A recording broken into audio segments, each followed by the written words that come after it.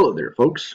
This quick video today is going to show you how I use my Verizon Fios home internet to connect HMIs to the internet. So I'm going to connect here. I'm going to use my Google Chrome, and I'm going to put in, normally the default address of your router home is usually 192.168.1.1, or you might also find it be .254, but I'm going to hit that. I'm going to go into the Frontier system here, and I've already played in here, so I'll go ahead and log into this system. Of course, it's web-based, which means it takes forever to load. That's serious sarcasm there. Anyway, it is slow. But so in this case, you can see here, this is the default screen that comes in. Right here, you can notice here is my public IP address as of today. Of course, that changes once in a while depending on the internet provider, but as of today, that is my public IP address. And in here, if I go to my network right here, it'll delve into, it'll go into this section a little more. Show you what we got going on here. You know, I don't know if you can tell, but up here it's trying to load. So it's, like I said, it's a web-based application. So you have to have some patience here, a little bit of patience to let this thing load. Why is it there? It's slow, but yeah. So what I want to make out here, I want to show you guys, is that on my network here, I've got 11 devices that are connected to my router. I've got 11. I actually wired my house with Ethernet cable many years ago. Comes in benefit today. And then I got some coax cable. Those are my TV boxes. And then wirelessly here in the house, we have a number of devices that are connected as well, including some security cameras and other items around the house. Thermostats, believe it or not, all kinds of stuff. Anyway, so we want to look at these things here. And what I did on this application, I previously went, and I'll go to Crimson real quick. Let me shrink this down so you can see it. And I went and created a simple database here in Crimson, and I configured my HMIs to be DHCP here. Nothing big there, just want the router at the house here to give a IP address to those units. And then because I don't know what IP address it got, the screen, I'll go to display pages over here. And then on the right side, I'll go to system, expand the functions tree, and then I'll go down to network. And I always use the get net IP function, and I just drag it out, and that's what I got down here.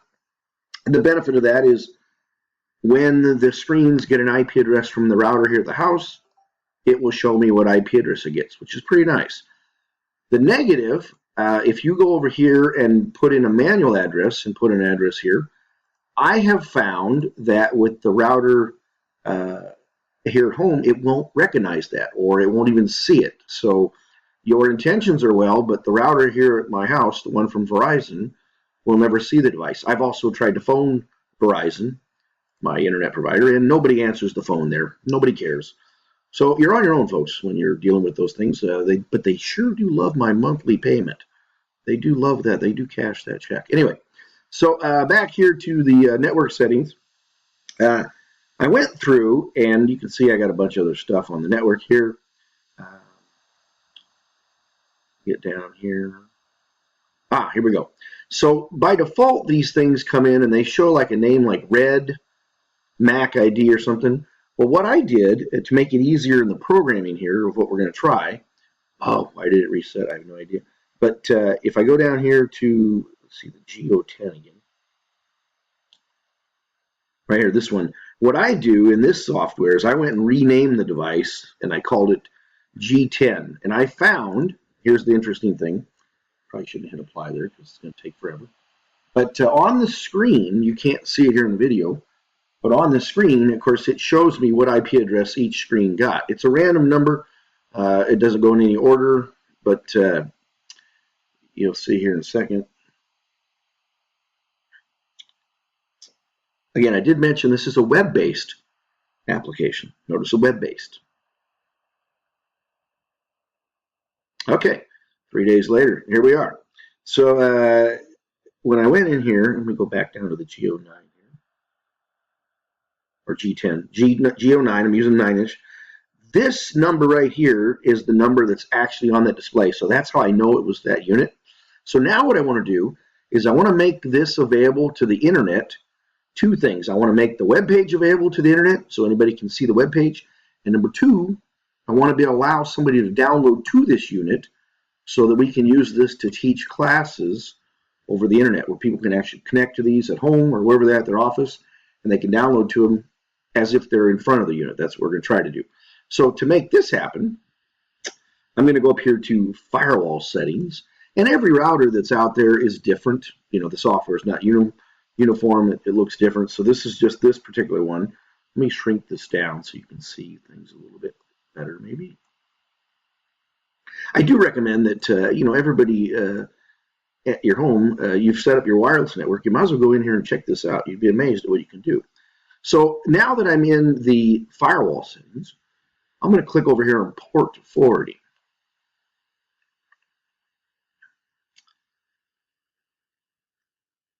And you can see I've already got a bunch of other stuff done, but don't worry about that because that's from some other things we're doing here. So this is what's neat about this. If I hit the pull down here, it shows the name of the devices, some that make very little sense. But if I go to the G09, the number 10, that guy right there, notice that number there, and then of course it's got a hyphen, the IP address of it, no big deal. I'll click that.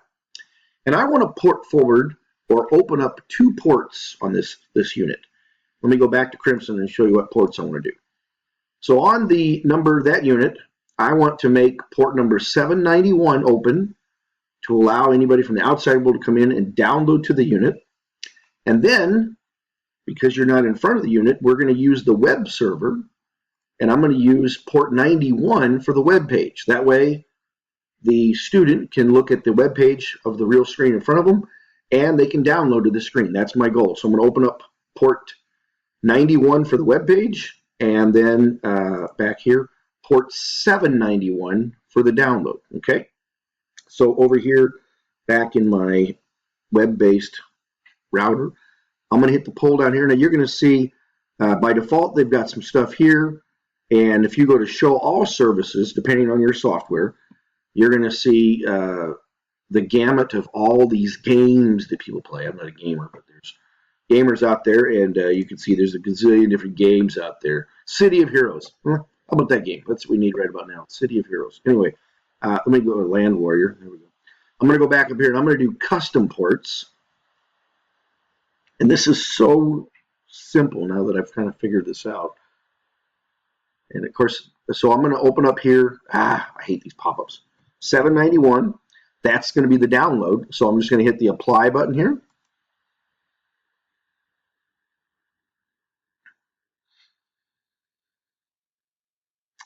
Because you got to wait for it to refresh every time you do this. Wouldn't it be nice if you could, you know, pre-configure all this and just hit download then and let it do? But this one's kind of so. Now that I did that, if I slide down, look down here, team. 7. Here's the G10. There's the local IP address. Application TCP UDP coming in. 791. It's port forwarded. That takes care of that one. And then I also want to do number 91, which is the web page. So I'm just going to hit the apply button here.